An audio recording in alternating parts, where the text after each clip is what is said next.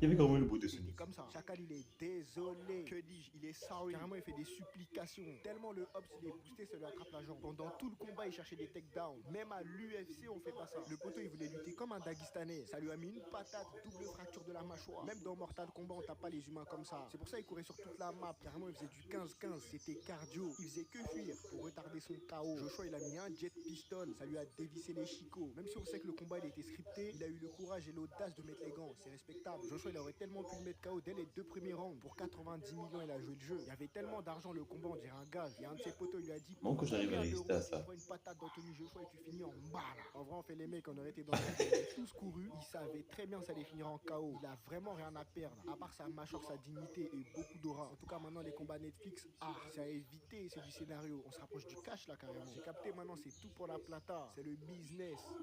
En plus, il troll, le Guetté, il troll, wesh. Allez, deuxième.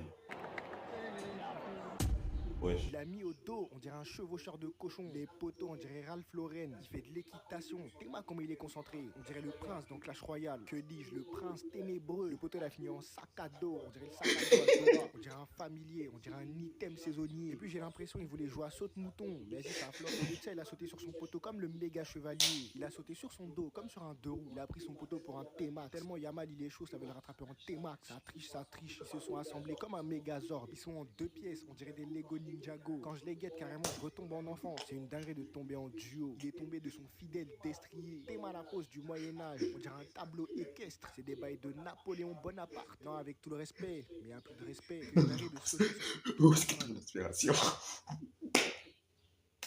Il va me fumer.